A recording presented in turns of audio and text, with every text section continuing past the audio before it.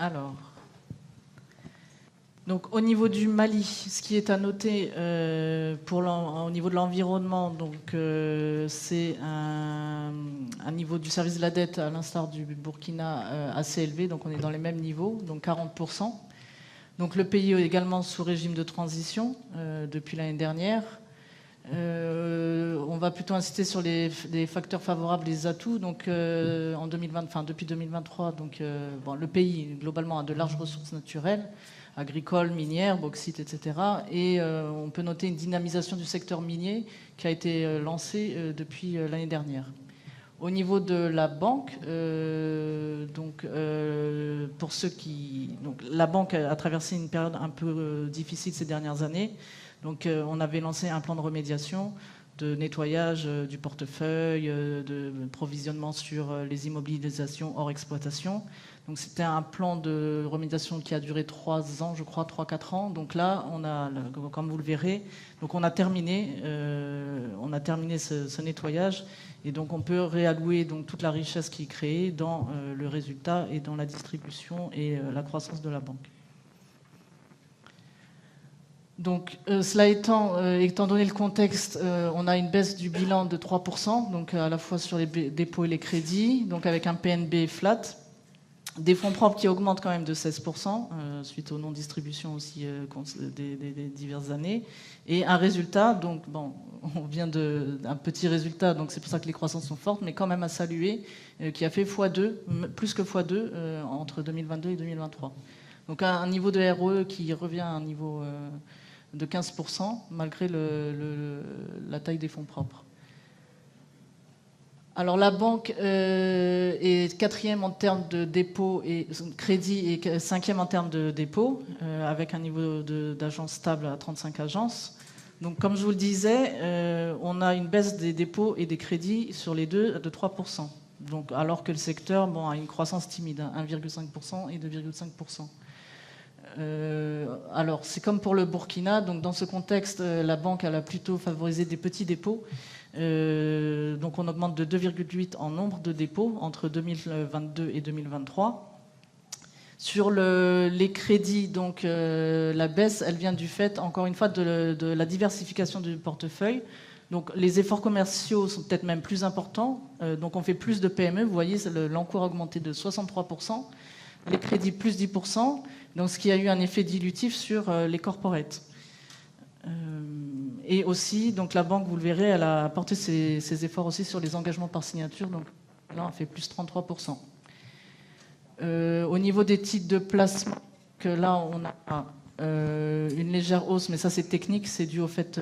ça, c'est pour toutes les banques. Les impayés techniques de l'État du Niger, donc n'a pas pu rembourser ces échéances à cause de l'embargo, donc sont restés dans les encours des banques. Ça, c'est valable pour tout le monde. Donc les volumes de trade aussi ont baissé, c'est conjoncturel. Et au niveau de la banque, à l'instar du Burkina, donc on a du nombre d'opérations qui a fortement augmenté. Et ça, c'est grâce à la mise en place notamment du wallet, qui représente 64% des opérations qui sont traitées habituellement en agence. Donc, au niveau de la structure de l'actif, les titres de placement, donc, ils ont encore un poids assez important, donc 40%, sachant qu'on est plus dans les 30% pour les autres banques.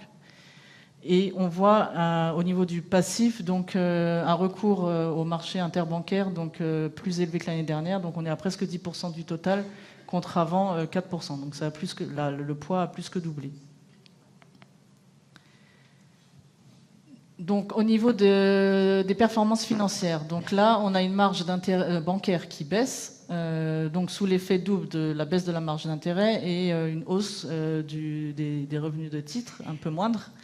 Donc, encore une fois, donc hausse du coût de ressources, plus 10%, à cause du renchérissement du coût des ressources et de la raréfaction des liquidités, et qui ont été compensés donc, partiellement. Donc, l'année prochaine, on s'attend à ce qu'on ait au moins, si ce n'est pas une baisse, au moins un rendement net positif. Donc, des produits qui croîtent de 3% avec des encours moyens qui baissent, qui restent flat. Donc, ça veut dire que là, quand même, si on regarde au niveau du pricing, on pourra avoir vraiment une amélioration en termes de rendement brut de la banque. Donc, moins 1%, plus 3% pour les commissions. Donc, ce qui fait que donc, ça a été compensé. Donc, on finit avec un PNB stable à 35 milliards. Donc, le coefficient d'exploitation, comme je le disais, donc, il y avait, dans le cadre du plan de remédiation, donc, il y a eu des plans de réduction des charges, enfin de maîtrise des charges plutôt. Donc là, la banque améliore son coefficient d'exploitation d'année en année. On est à 58%, donc elle a réussi à maintenir ses charges cette année. Et donc, par conséquent, le résultat brut d'exploitation augmente de 2% cette année. Alors, au niveau du coût du risque, comme on est en fin d'assainissement, donc on voit qu'avant, on avait des niveaux de coût du risque assez élevés. Donc là, le coût du risque s'améliore de 33 à 34%, et on passe quand même d'un coût du risque sur encours moyen de 5% à 3%, qui reste encore élevé, donc qui va s'améliorer l'année prochaine. Mais donc là, c'est vraiment la fin de la dernière année du plan d'assainissement. Donc là, j'ai juste noté un petit gain sur la question d'immobilisation. Donc ça, c'était l'ancien siège, ce qui explique qu'on a une baisse de ce poste importante, mais c'est peu significatif. Et donc voilà, donc c'est amélioration du taux de CDL, du taux de couverture, donc 83%, donc grâce à tous les efforts qui ont été menés, même si le taux demeure à 17%. Donc là, ce qu'on voit, c'est qu'avant, tout ce qui a été fait ici, au niveau du résultat brut d'exploitation, était mangé, entre guillemets, par le coût du risque. Donc il ne restait plus grand-chose à la fin. Donc là, cette année, donc, on a pu augmenter le résultat, donc on l'a doublé, donc il reste de la place pour l'activité. Et c'est pour ça aussi que la banque, pour la première fois depuis 4 ans, va verser un dividende cette année. Je vous dirai le montant parce que je ne l'ai pas en tête tout à l'heure. Donc je pense que ces performances... Pardon ? 144 francs, c'est ça par action, merci.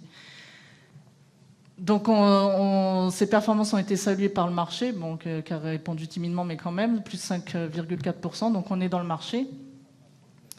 Donc bon, la banque donc, elle traite à presque à 0 cette fois ses fonds propres, et avec un price earning bon, qui est peu significatif parce que le résultat est pas très significatif pour la banque encore, donc de 4,7 fois. Donc comme 155 francs par action brute. Donc comme je le disais, donc la banque, on peut saluer qu'elle, ça y est, on est capable à nouveau de verser un dividende. Stéphane.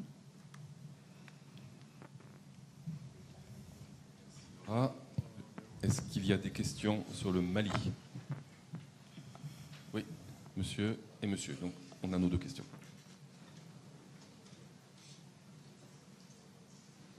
Vous vous présentez et puis vous posez votre question. Je suis Jean Memos Konondi de Sika Finance. Comme il a été dit tout à l'heure, BOA Mali recommence à distribuer des dividendes après 4 années de disette.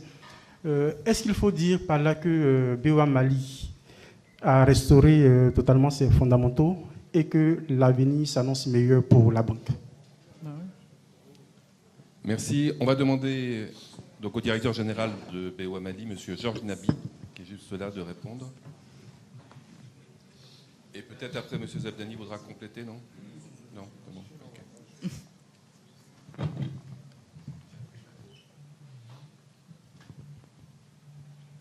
Merci.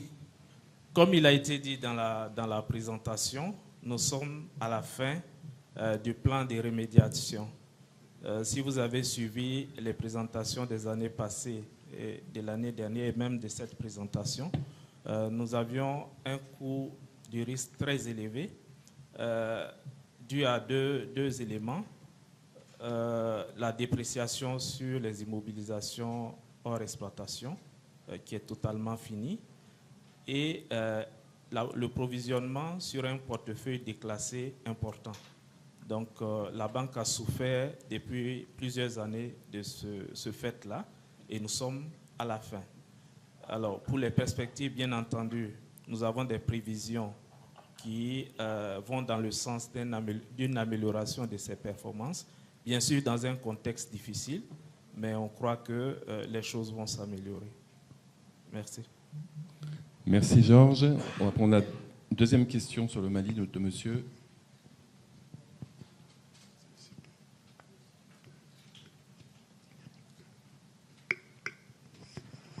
Ok, je me nomme C. Thibault, consultant financier.